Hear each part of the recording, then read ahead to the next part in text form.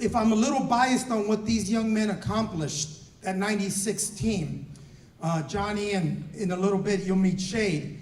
If I'm a little bit of bias, I just ask you to reflect once again on the fact that for 11 seasons, there was struggle. And these were the young men that turned that around and restored belief that Delano High School could compete.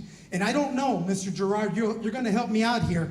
I don't know if any other team has been tasked with having to overcome 11 straight seasons of struggle. I know that there's been some good and some low, but this team was tasked with flipping momentum like no other team, I believe, in Delano history. We went down to Centennial one year, and Shade Staples, we were down there in the playoffs. They ended up making the semis. And Shade Staples played some DB for us. And this is Shade. This will sum up Shade Staples in one story. It's right before the half, and somehow, some way, somebody got behind them. And they score a touchdown right before the half, and they're gonna go up 14 on us. And these guys are good. Centennial's good. They're big. They got 5 guys that are gonna play Division I the next year. And you know, you can't get mad at Shade Staples because he's the heartbeat of your team. And he comes back to the sideline and says, I got this, coach. Don't worry. I got this. And he does, in fact, turn right around and take that kickoff, 99 yards, 99 3/4 yards to just close that gap. And so while Johnny Orozco was the guy that just had this intense focus, Shade was the guy that had this intense joy. I don't know that in all the years that I coached, and I only coached 15, but I coached here, I coached up in Tulare, I coached at College of Sequoias. I don't know that I ever coached or was around a young man that had the joy that Shade Staples had in those days. There was always a smile on his face. There was always an enthusiasm, not just for the game of football, but for life. And I'm gonna tell you that in all the places I coached some really talented kids at Western, and I coached some really talented kids at College of Sequoias. I don't know that I've coached kids as loyal and as hardworking as the kids that I had the opportunity and the privilege to coach at Delano High School. And so when I look at Shade, and I remember Shade, it just the joy, and that's what it should be. When you invest that amount of time into something, those many hours, you should enjoy it. And I remember we lost to Centennial that year. Jan Stubbe, great coach, comes up to me after the game and he says, your guys play really hard for you. And I took that as a compliment.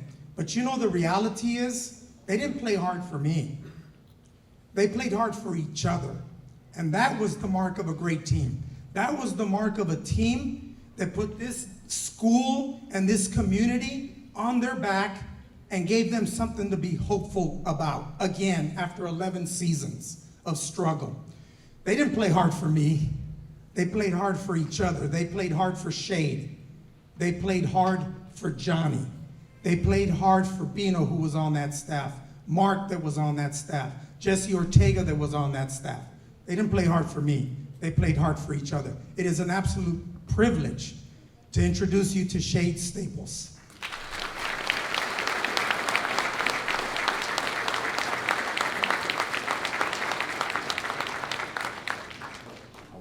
First, give honor to God, and just thank Him for just for being here, because there's been plenty of times in my life, you know, where I came close to not being here. So I want to give honor to my God first, and to my beautiful wife and my family, my son, and my other son was here, but he had homework, so he had to go. It was a little longer than what he thought, and I want to thank all the other inductees.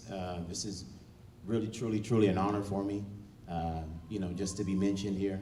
And the reason why it's such an honor is because I played with a lot of talented people, a lot of talented players, and I know that all the men that spoke today are pretty much biased, you know, towards the guys that they played with. And you should be, because those are the guys that you're in the trenches with, whether it was water polo, football, basketball, track. Those are the guys that you shared, you know, time with.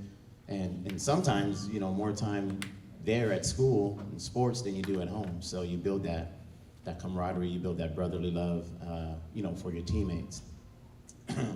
And I would also like to just mention just a few people that I called to be here, and so I'm hoping that I can make it through because, not only am I a joyous person, I'm also an emotional one sometimes. But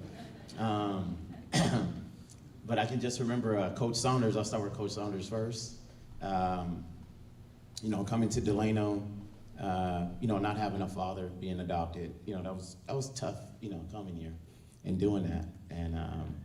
And I remember Coach Saunders, it was, I believe, maybe our senior year, I think it was. And we're playing a game, I think it may have been a tournament or something, I'm not sure what it was. But everyone was giving Coach Saunders a hard time about playing, and we're getting our butts kicked that day, and it wasn't going all that well. And I don't know what came over me, but I've never, ever talking back to Coach Saunders. I have a lot of love and respect for him. But whatever came over me that day, I end up doing that, right? I got upset about something because, you shoot a shot somewhere, coach is gonna be on you. Hey, get him out the game, right? And so I came out and I said something under my breath. Coach heard it, so I sat at the end of the bench. And so he's kind of, if anybody knows Coach Saunders, he likes to pace. He's not a sit-down coach, so he's pacing. And he comes down and he stands over me and he's all, so now what are you gonna do? You're gonna act like these other guys here on the team? And so before then, I didn't know that I was that special. All right, sometimes you lose yourself in that. And I've always taken that with me as a man as well, just knowing, that coach, kind of pointed me out on that. And I said, you know what, I don't want to be one of those other guys. And so I never, talking back to coach since then. And so thank you for that, coach. And for Coach Robles, our coach, I know that he had his hands full. He had a lot of talent on that team, a lot of talkers on that team too, but a lot of talent.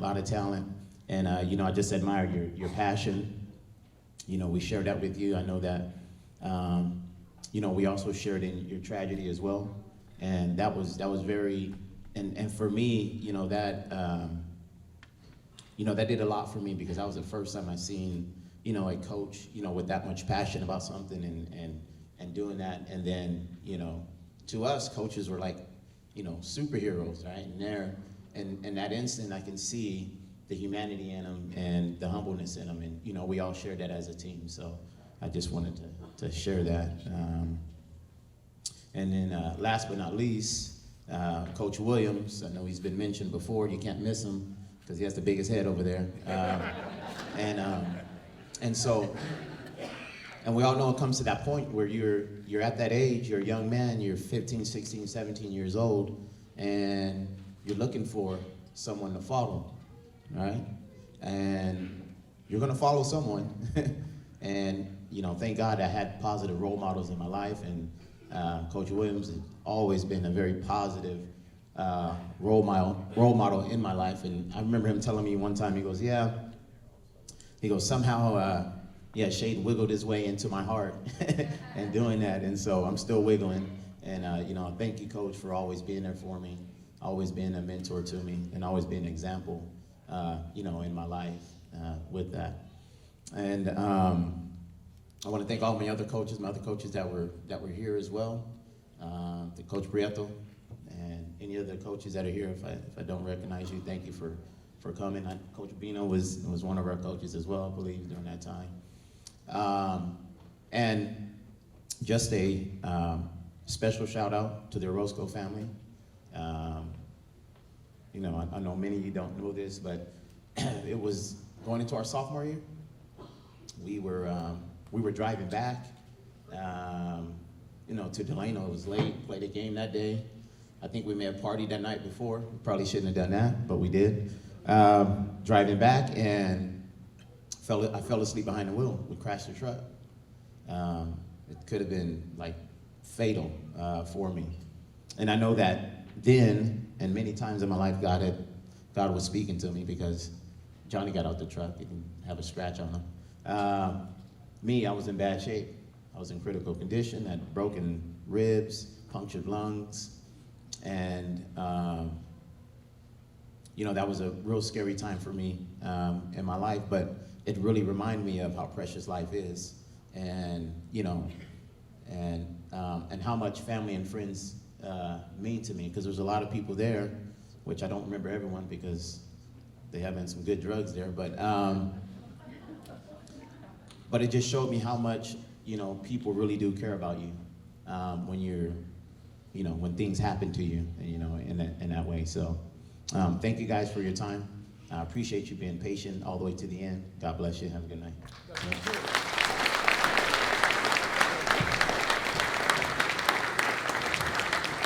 Could I have Jim and Mark up here really quickly? Well, we're up here to give out a special award tonight to our coach. He's been here for all our years when we were going through high school, water polo, swimming. He always pushed us to the limit. When everybody was swimming laps, we were swimming hundreds, I got to swim 200. They were swimming 200, I got to swim 400. So, you know, there was a lot of good times. We had a great team, Gus Ortiz and Don Phipps, and there was just a lot of us, Mark and I, and David was there, and we just enjoyed ourselves. We had a good time, and we really worked together as a team, thanks to Coach Schaefer.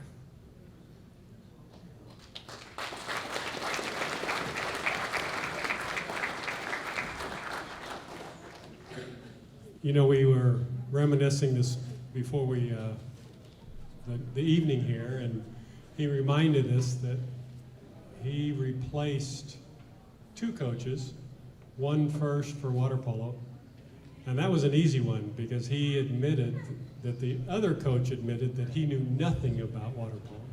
And so he had an easy one there, but he replaced Buzz Johnson, which was a fixture here in Delano High, and he coached my older brother. But Gary Schaefer came in and he knew water polo. And if you know water polo, the Fresno people and all, they knew water polo, but down here in the lower part of the valley, we didn't. So he was very instrumental, and instrumental in my career and our brother's career and all, because you know, I went on to play water polo in college and all, and got me an education and all. So anyway, we're here to give you a special honor for swimming and water polo. Gary?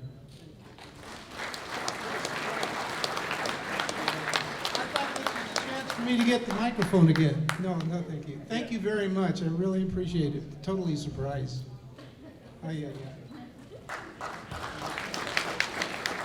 This is for Coach of the Year.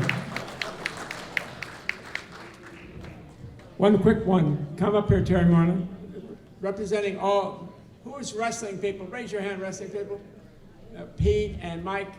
Okay, and representing all the wrestling people, we're going to give a second Coach of the Year award honoree to Terry Moreland for his wrestling, leading Delano High School to Wrestling Hearts.